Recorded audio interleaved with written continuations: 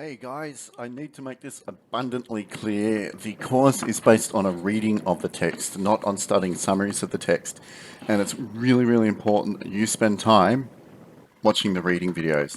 The reason for this is because you'll get new insights, you'll get a better understanding of how arguments are derived or conclusions are made.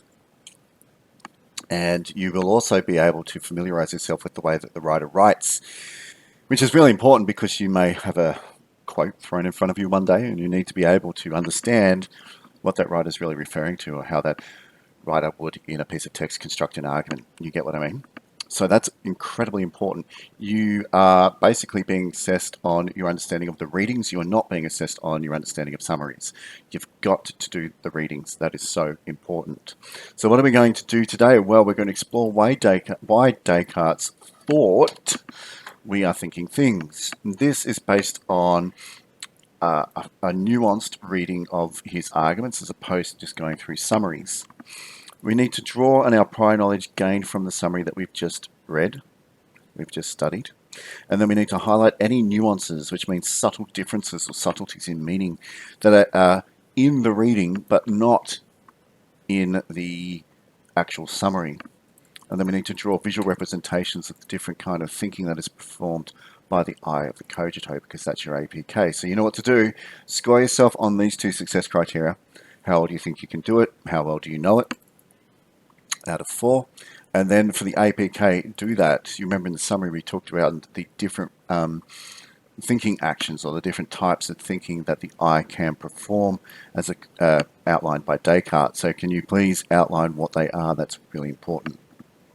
So we're doing a reading which is separate from the summary, but remember, hopefully, as we go through, all the points brought up in the summary will make a lot of sense.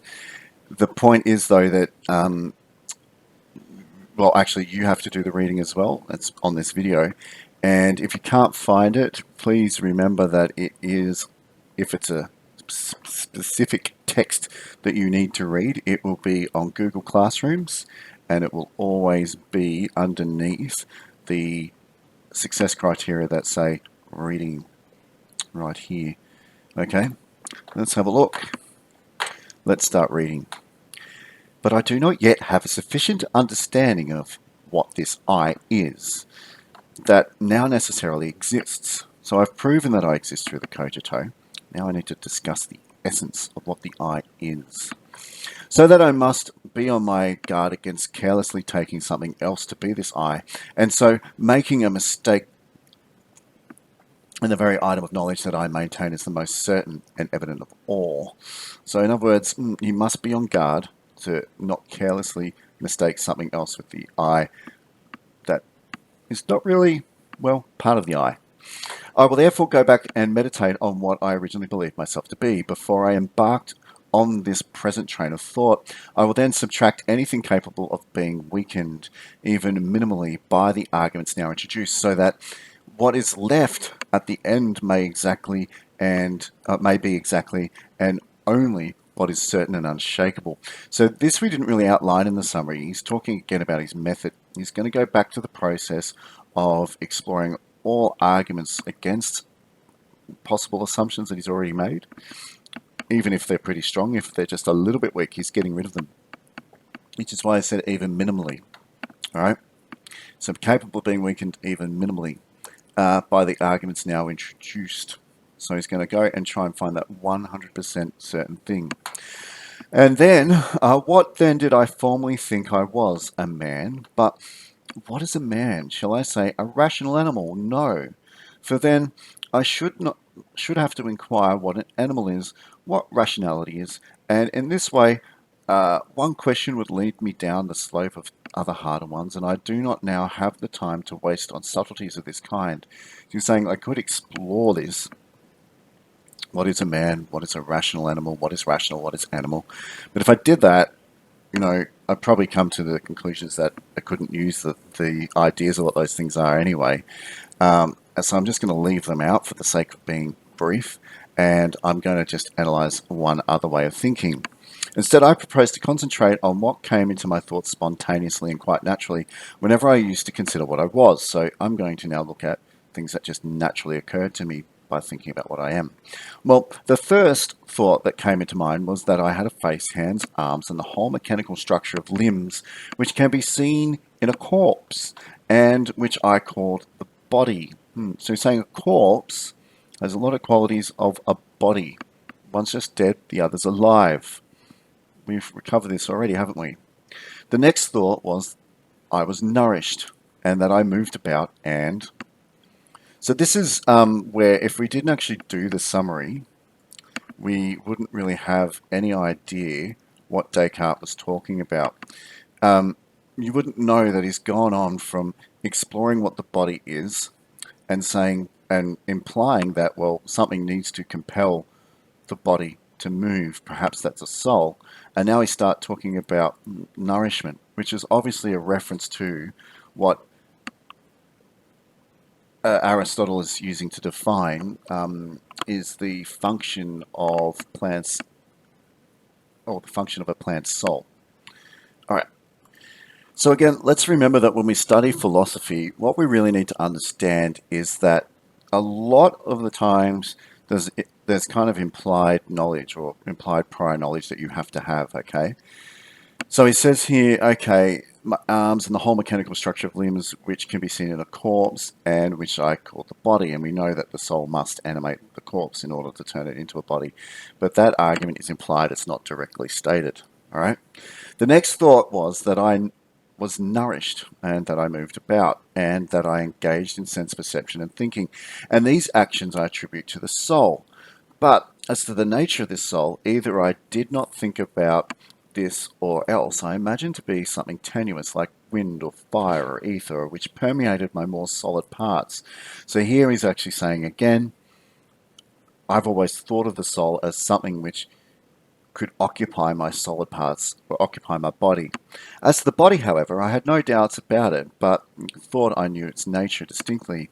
If I had tried to describe the mental conception I had of it, I would have expressed it as follows. By a body, I understand whatever has a determinable shape and a definable location and can occupy a space in such a way as to exclude any other body. It can be perceived by touch, sight, hearing, taste, or smell and can be moved in various ways. Now, we didn't add that to our definition, that it's perceived through the senses. But this is obviously going to be his way of moving into the fact that it can easily be doubted because the way that we get to know it is through sense data. All right.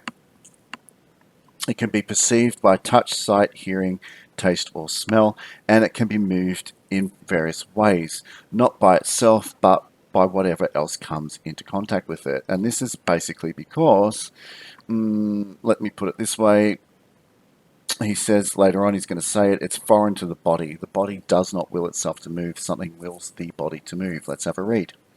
For according to my judgment, the power of self-movement, like the power of sensation or thought, is quite foreign to the nature of body. Indeed, it was a source of wonder to me that certain bodies were found to contain faculties of this kind. But what shall I say now that I am? So he's basically dismissed the fact that he's a body. It's a roundabout way of him saying, look, we move, we think, we perceive. There must be something which makes me do this, makes the body do this, because obviously if it was just the body, well, a corpse is a body. Something else has got to be added to the definition of what I am, or more importantly, I am something else, because basically I can doubt the existence of the body. But what shall I say that I am, when I am supposing that there is some supremely powerful and, if it is permissible to say so, malicious deceiver, who is deliberately trying to trick me in every way he can? Malicious means like demonic, the evil demon genius. How can I assert that I possess even the most insignificant of all the attributes which I have just said belong to the nature of a body? I scrutinize them, think about them, and go over them again, but nothing suggests itself. It is tiresome and pointless to go through the list once more. But what about the attributes I assign to the soul? Nutritional movement. Again, what does that belong to? That belongs to plants. Since how now I do not have a body, these are mere fabrications. Oh, well, if I can doubt the importance of the body as to what I am, well, these are obviously fabrications which are made up by that malicious deceiver that I've mentioned before. This surely does not occur without a body.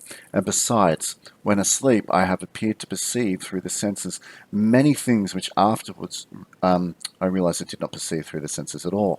So he's saying, when I'm dreaming, I kind of experience the idea of having a body and other things having 3D, temporal form, but they weren't real at all. They could be created by the deceiver or by a dreaming state. Thinking, well, at last I've discovered it. Thought, this alone is inseparable from me. I am, I exist, that is certain. But for how long? So, look, body besides perceived through the senses and many things. So when he's talking about perceiving through the senses, this is where we get to the Aristotle kind of definition of the soul, the function argument of the soul, okay? So he literally says nutrition or movement. All right, nutrition belongs to the plants, movement belongs to the animals. Of course, animals have nutrition as well. So nutrition belongs to plants, animals, and humans. Movement belongs to just animals and humans, all right? And what's the one thing that only belongs to humans? Thinking. So we're going through that Aristotle definition, all right?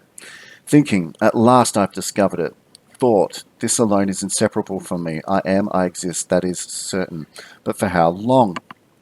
For as long as I am thinking. So he's basically saying, I think for as long as I'm thinking. I exist for as long as I am thinking. For it could be that were I totally to cease from thinking, I should totally cease to exist. At present, I am not admitting anything except what is necessarily true. By that he means necessarily true according to the logic of the cogito. So this has to be a metaphysical term here, guys. It's not just a kind of rhetorical term I put in there to make it sound cool. It means something. It means true, necessary, possible in all worlds. That kind of logic, right? One thing we didn't actually come up with or describe was that if I cease thinking, I cease to exist, because basically I can only exist as long as I am thinking. This is a nuance which wasn't really captured by the summary. We should probably write that down. All right, I am then, in the strict sense, only a thing that thinks. You need to highlight that, you need to quote that, you need to write that down.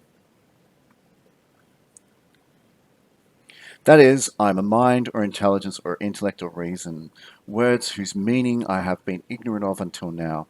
But for all that, I am a thing which is real and which truly exists. But what kind of thing? As I've just said, I am a thinking thing. What else am I? I will use my imagination. Now remember, he says imagination needs a subject to perform it. It's like thinking. However, using imagination, because imagination is attached to the corporal 3D physical world, is basically imagining things that we've got to know through sense data, and of course that's doubtable. So we can't really know what we are using imagination, because imagination is so attached to understanding the world through sense data, which is fallible. Okay?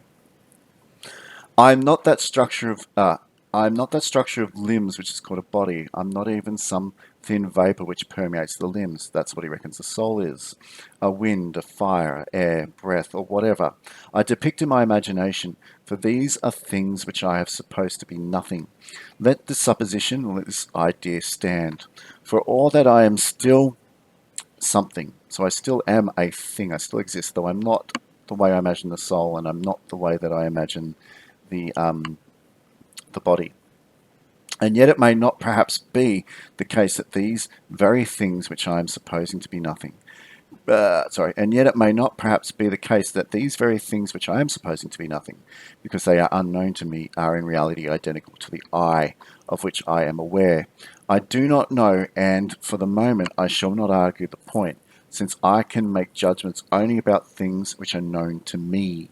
So we're saying here, really, I can't make a judgment. I mean, it's uncertain, but I can't make a judgment about whether or not the soul or the body is what I am. It's not something which is known to me. It's not something I have direct access to and 100% certainty of. Again, here's a nuance, right? This wasn't captured in the summary. So can you write that down? So I can make judgments, so decisions, only about things which are known to me.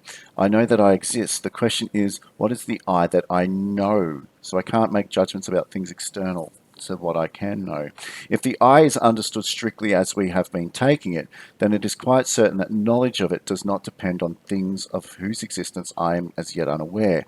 So it can't be something in the future or something I don't understand. I have to be directly aware of it. Again, that needs to be recorded. There's a nuance. So it cannot depend on any of the things which I invent in my imagination, right? Because imagination is going to bring forward, this is very important, imagined shapes, imagined objects, imagined things we know through the senses um, that we have yet to think of. Now, I can't be that because I should always be aware of what I am, because I can only know that. I can't know what's coming in the future. And this very word invent shows me my mistake. It would indeed be a case of fictitious invention if I used my imagination to establish that I was something other. For imagining is simply contemplating the shape or image of a corporeal thing, right? So let's go through this logic of the paragraph quickly.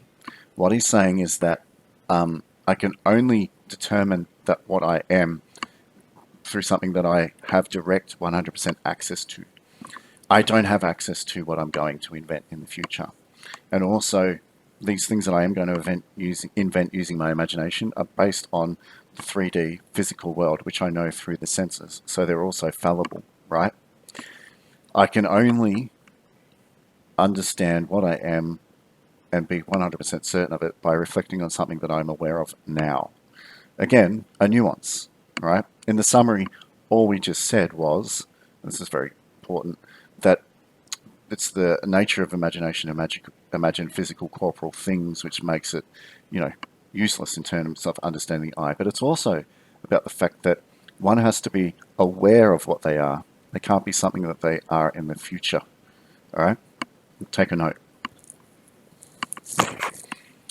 All right, so it would indeed be a case of fictitious invention if I use my imagination to establish that I was something or other. For imagination is simply contemplating the shape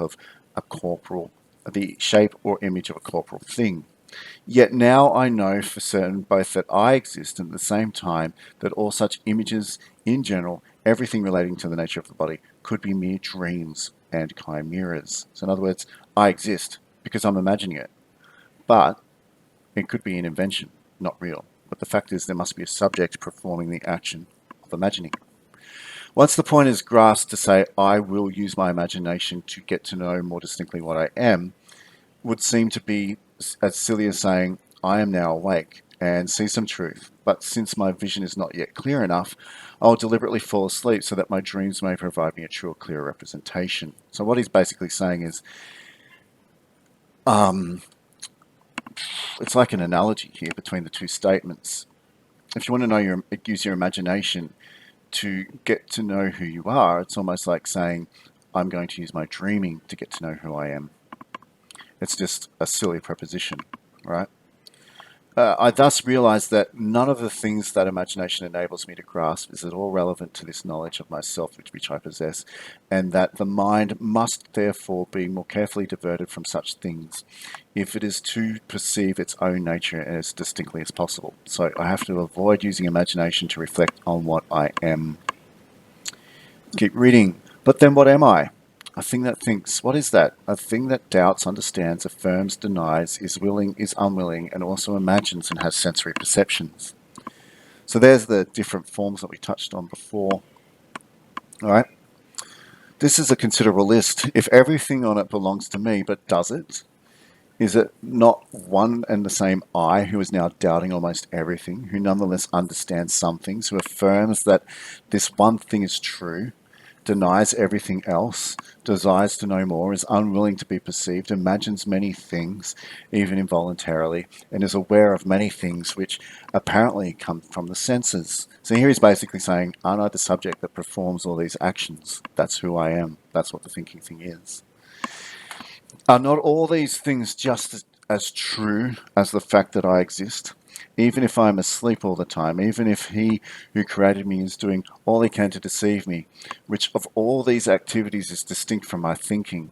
Which of them can be said to be separate from myself? The fact that it is I who am doubting and understanding and willing is so evident that I see no way of making it any clearer. But it is also the case that the I who imagines the same I, but it's also, let's read that again, but it's also the case that the I who imagines is the same I. So I'm saying, look, imagination is the same I, it's still the same subject. For even, as I've supposed, none of the objects of imagination are real. So even if what I imagine is not real, the power of imagination is something which really exists and is part of my thinking. I have to be the subject for forming imagining. Lastly, it is also the same I who has sensory perceptions, or is aware of bodily things, as it were, through the senses. This I has to be the center of experience, guys. This is why I really like reading Kant and Hegel so much. To me, Immanuel Kant has a much more sophisticated reading of the idea of the I. He calls it transcendental perception. You might want to look it up because it's probably relevant to the cogito. It's a good way of kind of reflecting on what's going on here when we say the I is at the center of perception, or you could say the I is at the center of experience. Same thing, okay? So lastly, I who performs the action of perceptions or is aware of bodily things, as it were, through the senses. For example, I'm now seeing light, hearing noise, feeling heat, but I am asleep. So all this is false, yet certainly seem to me. They seem to me to hear and to be warmed. This cannot be false. What is called having a sensory perception is strictly just this. In the restricted sense of the term, it is simply thinking. So if I seem to be warm, even though it's an illusion, I still think I am warm at some level. All right. From all this, I am beginning to have rather better understanding of what I am, but it still appears, and I cannot stop thinking, that the corporal things of which my images are formed in my thought and which the senses investigate are known with much more distinctness than this puzzling I, which cannot be pictured in the imagination. All right. We're going to stop here because this is really important. But I'll just leave you with this thought. Even though we know with greater certainty that we are the thinking thing or the thinking subject, he's finding it really strange that it still appears to us that corporal things, or things in the 3D temporal world, that are formed by our thoughts, and which the senses investigate, so we try to explore, we seem to know with a greater degree of separateness and clarity. And obviously we're going to look at that, and we're going to look at that through what he calls the wax example, which is really, really important, and that's the next reading, okay? The wax example has been on many exams, so it's really important that you understand what the thinking thing is, but also this idea of a piece of wax, okay? Let's have a look at our goals today. Okay, did we draw on prior knowledge? Yes, we did. In fact, you probably would have caught me just summarizing and not summarizing, but reinterpreting what we read in line with the summary. Okay. Are we going to highlight any nuances? Yeah, we added a few extra points, which were tangents, but they were still really important. And there were subtleties in the argument that helped us even further prove some of the conclusions that we realized or that we drew on when we were actually coming up with the summary. Okay. So hopefully that all helped. Remember, this reading is probably the more important part than the summary, and you've got to do it. And I'm really looking forward to seeing your notes. Cheers.